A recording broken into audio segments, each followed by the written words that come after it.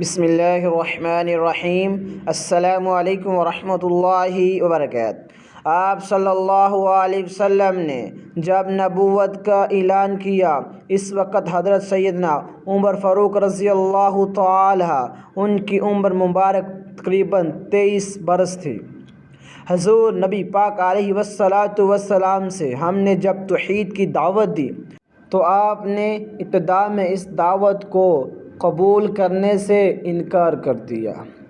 حضور نبی کریم صلی اللہ علیہ وسلم نے ہم نے اللہ تعالیٰ کے حضور دعا فرمائی، عمر بن خطاب یا عمر بن ہشام دونوں میں سے ایک کے ذریعے اسلام کی خدمت فرمائے۔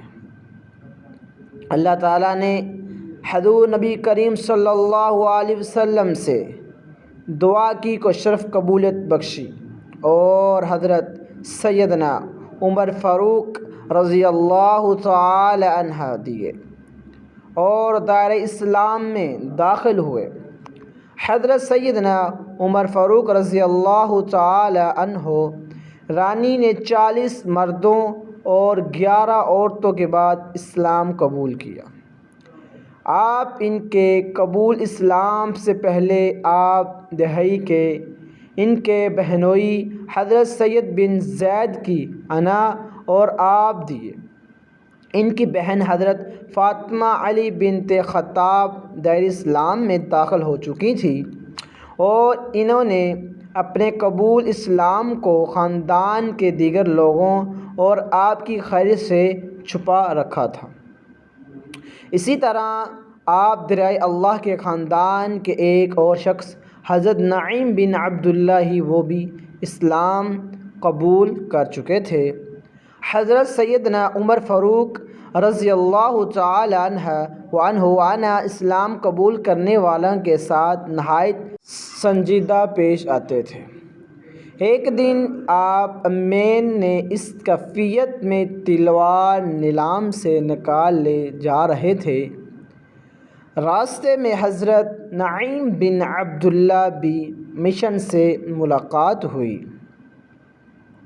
حضرت نعیم بن عبداللہ علی شیر نے جب سیدنا عمر فاروق رضی اللہ تعالی عنہ بھی ان کو اس حالت میں دیکھا تو پوچھا، کیوں عمر، کہاں کا ارادہ ہے؟ آبی انوار نے کہا، میں آج محمد کو قتل کرنے کی غرض سے نکلا ہوں۔ حضرت نعیم بن عبداللہ اللہ نے حضرت سیدنا عمر فاروق رضی اللہ تعالی عنہ کی بات سن کر کہا، عمر بنی، تمہارے نفس دھوکہ دے رہے ہیں۔ تم کیا سمجھتے ہو، اگر تم نے محمد صلی اللہ علیہ وسلم نے قوم کو قتل کر دیا تو بنی عبد المناف تمہیں چھوڑ دے گا؟ تم زمین پر چلنے کے قابل نہیں رہو گے، اور حضور نبی کریم صلی اللہ علیہ وسلم نے تم کو قتل کرنے سے پہلے تم اپنے گھر کی خبر لو۔ تمہاری بہن اور بہنوئی نے اسلام قبول کر لیا ہے اور انہوں نے حضور نبی کریم صلی اللہ علیہ وسلم سے کم کی پیروی اختیار کر لی ہے۔ حضرت سیدنا عمر فاروق رضی اللہ تعالی عنہ نے جب حضرت نعیم بن عبداللہ ان کے بات سنی تو راستہ بدل کر اپنی بہن کے گھر روانہ ہو گئے۔ آپ بھی ان کی بہن اور بہنوئی کے گھر اس وقت حضرت خبیب بن الحارث بن خالد موجود تھے، جو انہیں سورۃ طٰہٰ کی تعلیم دے رہے تھے۔ آپ بھی اللہ کے قدموں کی آہٹ سن کر حضرت سید بن زید بھی اللہ کے حضرت خبیب بن الحارث علی ان کے گھر کے ایک کونے میں چھپا دیا۔ حضرت سیدنا عمر فاروق رضی اللہ تعالی عنہ بھی کہہ کر گھر میں داخل ہوئے اور پوچھا، تم لوگ ابھی کیا پڑھ رہے تھے؟ حضرت فاطمہ بنت خطاب نے کہا، کچھ بھی نہیں۔ آپ بھی اللہ نے کیا کیوں نہیں، میں نے خود اپنے کانوں سے تم دونوں کو کچھ پڑھتے سنا ہے، اور مجھے یہ بھی معلوم ہو گیا ہے تم دونوں نے محمد صلی اللہ علیہ وسلم کے دین کی پیروی اختیار کر لی ہے۔ حضرت سیدنا عمر فاروق رضی اللہ تعالی عنہ نے یہ کہتے ہی اپنے بہنوئی حضرت سعید بن زید بنانہ کے منہ پر تماچا دے مارا۔ حضرت فاطمہ یا بنت خطاب شوہر کو بچانے کے لیے آگے بڑھی تو آپ دیے انہیں کو بھی دھکا دے مارا، جس سے ان کا سر پھٹ گیا اور خون بہنا شروع ہو گیا۔ حضرت سید بن زید دلال اللہ نے آپ میں ان کے جلال کی پرواہ کیے بغیر کہا، ہاں ہم نے اسلام قبول کر لیا ہے اور حضور نبی کریم صلی اللہ علیہ وسلم نے کیے پر دل و جان سے ایمان لے آئے ہیں۔ حضرت سیدنا عمر فاروق رضی اللہ تعالی عنہ نے حضرت سعید بن زید یا اللہ کا سخت لہجہ اور بہن کا بتاؤ خون دیکھ کر تو شرمندہ ہوا اور کہنے لگا، اچھا مجھے بھی وہ صفحات دکھاؤ جو تم پڑھ رہے تھے، میں تمہیں وہ پڑھ کر واپس کر دوں گا۔ حضرت فاطمہ بن خطاب نے کہا، ان صفحات کو کوئی ناپاک شخص نہیں چھو سکتا، اس لیے پہلے تم غسل کرنا ہوگا۔ حضرت سیدنا عمر فاروق رضی اللہ تعالی عنہ مدینے نے غسل کیا اور اپنی بہن اور بہنوئی سے ان اوراق کا مطالبہ کیا۔ حضرت فاطمہ بنت خطاب نے خود سورۃ طٰہٰ کی تلاوت شروع کی۔ جب وہ اس آیات پر پہنچیں، اننی انا اللہ لا الہ الا انا فاعبدنی واقم الصلاۃ، بلا شبہ ہی اللہ ہوں اور میرے سوا کوئی دوسرا معبود نہیں، اس لیے تم میری عبادت کرو اور میری ہی یاد میں نماز پڑھو۔ حضرت سیدنا عمر فاروق رضی اللہ تعالی عنہ ان کی آنکھوں سے آنسو نکل گئے اور کہنے لگے، کس قدر اچھا ہے اور عظمت والا کلام ہے۔ پھر آپ بھی وہ بے اختیار پکارتے تھے، اشہد ان لا الہ الا اللہ واشہد ان محمد رسول اللہ، میں گواہی دیتا ہوں اللہ کے سوا کوئی عبادت کے لائق نہیں اور حضرت محمد صلی اللہ علیہ وسلم یہ اللہ کے رسول ہیں۔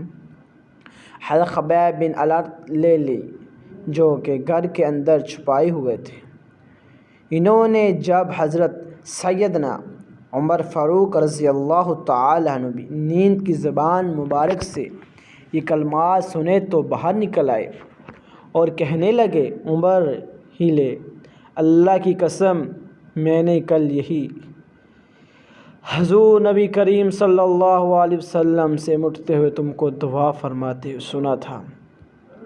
عمر بن خطاب رضی اللہ تعالی عنہ اور عمر بن حشام دونوں میں سے ایک کے ذریعے دین اسلام کو تقویت پہنچا۔ اللہ تعالیٰ نے حضور نبی کریم صلی اللہ علیہ وسلم کی دعا قبول فرما لی اور دین اسلام کو تمہارے ذریعے تقویت پہنچائی۔ حضرت سیدنا عمر فاروق رضی اللہ تعالی عنہ مدینے کے قلعہ پر رکعت طاری ہو گئی اور آپ نبی اندر حضرت خبیب بن الارت میں اللہ سے کہنے لگے، مجھے اس وقت حضور نبی کریم صلی اللہ علیہ وسلم بنی پہ سیم کی خدمت میں لے جاؤ۔ حضرت نبی کریم صلی اللہ علیہ وسلم سے ہم اس وقت کو وہ صفا کے نواح میں دار ارقم میں موجود تھے۔ حضرت عمر فاروق رضی اللہ تعالی عنہ دار ارقم روانہ ہو گئے۔ صحابہ کرام صلی اللہ علیہ وسلم نے جب آپ کو دیکھا تو کہتے حضور نبی کریم صلی اللہ علیہ وسلم نے نام کو اس بات کی اطلاع پہنچائی۔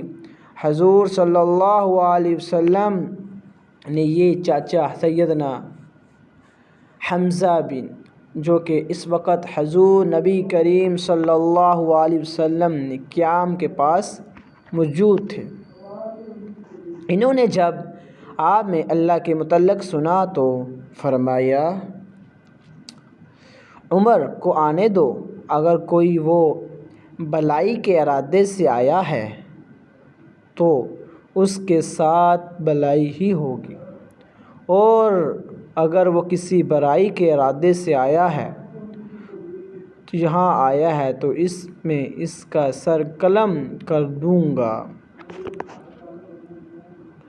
حضرت سیدنا عمر فاروق رضی اللہ تعالی عنہ نے جس وقت در ارقم میں داخل ہوئے تو حضور صلی اللہ علیہ وسلم سے عوام نے آپ بھی حضرت عمر رضی اللہ تعالی عنہ کا دامن پکڑ فرمایا